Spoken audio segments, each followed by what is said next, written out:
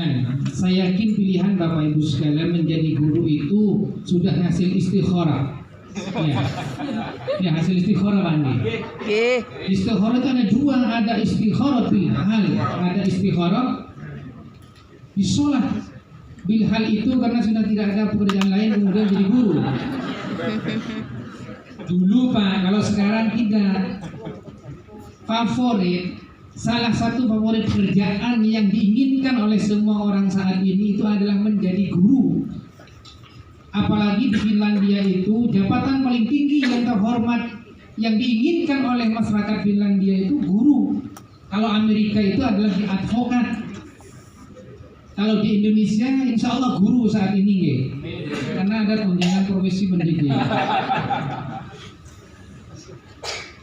Bapak Ibu sekalian yang berbahagia, saya mengamati tadi ketika ada Mars ya dan Himmler itu luar biasa. Tapi terakhir itu hanya bibirnya yang bergerak, suaranya tidak ada, tidak apa-apa. Zaman teknologi informasi itu tidak perlu berkata-kata, dengan isyarat itu sudah menggerakkan Bapak sekalian.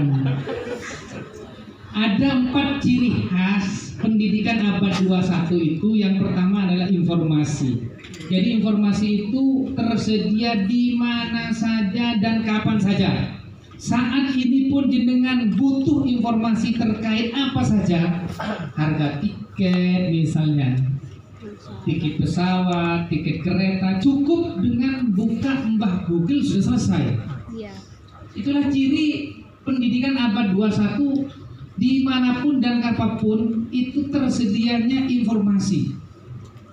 Tapi yang jadi persoalan itu Bapak Ibu sekalian, kadang kita ini gaptek. Ini menjadi problem.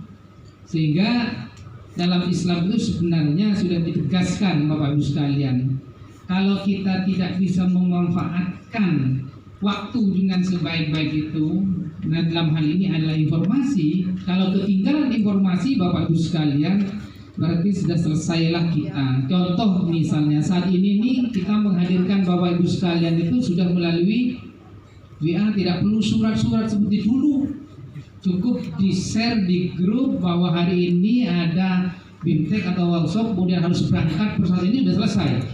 Inilah ciri khas abad 21 adalah informasi.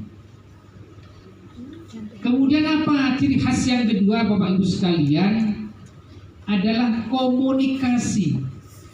Kapanpun dan dimanapun kita untuk berinteraksi dengan siapa saja dapat dilakukan baik secara langsung maupun tidak langsung. Bisa menghadirkan orangnya walaupun orangnya ada di jarak jauh. Di Amerika misalnya kita bisa menghadirkan. Itulah ciri abad 21, komunikasi. Komunikasi dengan menggunakan teknologi informasi Bapak Ibu sekalian. Nah, oleh karena itu orang-orang yang eksis itu adalah orang yang mampu memanfaatkan media komunikasi. Kalau tidak mampu menggunakan media komunikasi, kita akan tertinggal Bapak Ibu sekalian. Nah, komunikasi itu yang kita maksudkan adalah komputerisasi. Sekarang ini semua serba komputerisasi atau serba berbasis Android. Nah ini, jadi kita mau mantau misalnya kita akan menjemput pejabat tinggi, kemudian naik pesawat apa, posisinya sudah di mana misalnya, ya cukup buka aplikasi di Android jenengan itu, sehingga kita tidak perlu terburu-buru. Posisinya ada di mana misalnya, mau pakai pesawat apa? Ya cukup di aplikasi itu ketik misalnya kode penerbangannya sudah selesai, kita bisa mantau.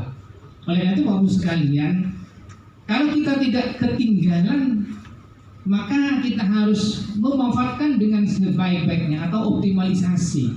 Ini menjadi penting bagi guru sekalian, apalagi anak-anak kita sekarang itu dalam kecepatan akses teknologi itu lebih cepat daripada kita. Bahkan kadang kita belajar kepada anak didik kita, lebih pintar anak kita daripada kita kadang-kala. Ya termasuk saya Pak, kadang anak saya itu sudah pintar begini saya belum paham gitu. Pintar mengerti. Nah oleh itu Bapak sekalian, indikator orang yang akan sukses itu adalah kecenderungan untuk melakukan uji coba. Terus itu kemungkinan besar akan sukses.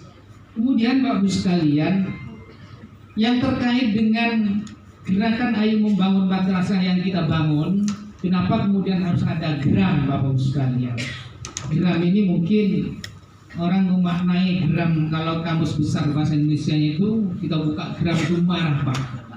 Ya marah ya. Kita diprotes penggunaan gram itu, kenapa kok gram, Pak? Kok tidak yang lain misalnya? Ini perlu kita sampaikan kepada Bapak sekalian. Ada makna filosofis yang barangkali perlu kita pahami bersama.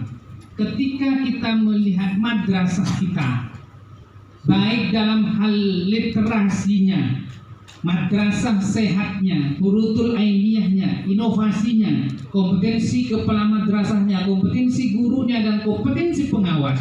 Kalau jenengan tidak geram, tidak marah, berarti dipertanyakan keberadaan eksistensi kita, Bapak sekalian. Saya ingin bertanya kepada Bapak sekalian, bicara literasi, berapa buku setiap hari yang sudah jenengan baca? Google Nah, baca. ini kita berbicara fakta, realita.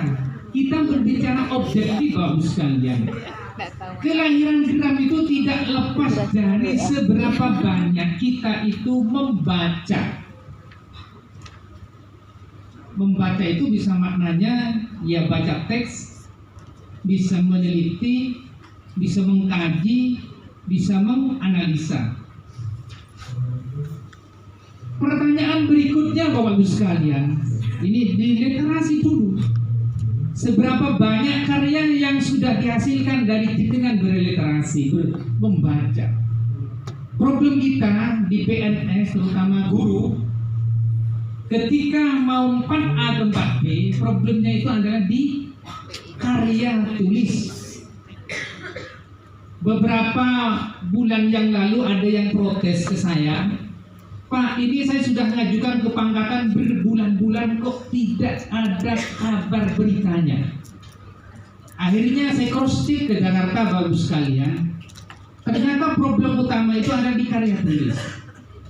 Karya tulisnya sudah tersedia dan cukup dari sisi kuantitas. Tetapi ketika dibuka, nama madrasahnya belum dirubah. Nah ini problem kita, Bapak sekalian. Dibaca lagi setelah nama madrasahnya sudah dirubah, nama kepala madrasahnya pancet tidak dirubah. Nah ini temuan loh ya. Nama kepala madrasahnya sudah dirubah, penulisnya tidak dirubah. Ini plagiasi. Ini yang membuat keprihatinan kita, kenapa kemudian gerakan literasi madrasahnya harus kita lakukan, Bapak sekalian. Paling tidak ada 3 hal yang barangkali nanti daya gunanya kepada guru. Yang pertama untuk kenaikan pangkat dari 4A ke 4B, karena sudah ini lintasnya inter kementerian. Jadi kalau sudah 4A ke 4B, guru-guru mau jangan pangkat itu sudah tidak di Kementerian Agama, tapi di Kementerian Pendidikan dan Kebudayaan. Artinya kita ini sudah dievaluasi oleh orang lain. Kalau tidak betul-betul benar karya tulis ilmiahnya, tidak mungkin kemudian diapresiasi dengan diluluskan angka kreditnya. Ini yang jadi problem. Sehingga literasi itu harapannya adalah mengatasi satu persoalan, problem kenaikan pangkat dari 4A ke 4B. Keuntungan yang kedua apa, Bu sekalian? Peningkatan kesejahteraan. Kalau pangkatnya naik, insya Allah itu berbanding lurus dengan kenaikan penghasilan. Tidak gaji ya, penghasilan. Kemudian apa keuntungan yang ketiga? Memberi peluang untuk karir, Bapak Ibu sekalian. Kalau pangkatnya tinggi, komitmennya jelas, mau repot-repot, mau susah-susah, pasti akan dipikirkan karirnya. Pangkatnya sudah tidak naik-naik, kesejahteraannya juga padat, karirnya juga padat. Ini problem kita, Bapak sekalian. Makanya kemudian literasi madrasah itu perlu kita lakukan. Apa yang perlu dihasilkan dari literasi Bapak Ibu sekalian ini tergantung pada jenjangnya atau jenisnya. Kalau siswa akan menghasilkan apa, guru menghasilkan apa, kepala madrasah apa, kemudian pengawas apa, itu sudah semua ada di kerangka konsep atau naskah akademis di gerakan literasi madrasah. Silahkan Bapak Ibu sekalian mau mempelajari detail untuk menguasai itu, buka di webnya kemenagjatim.co.id. Insya Allah semua sudah kita share di situ. Mau bicara konsep literasi, silahkan buka di situ Bapak sekalian. Kemudian selanjutnya adalah gerakan madrasah sehat. Kenapa kemudian ini perlu madrasah sehat Bapak Ibu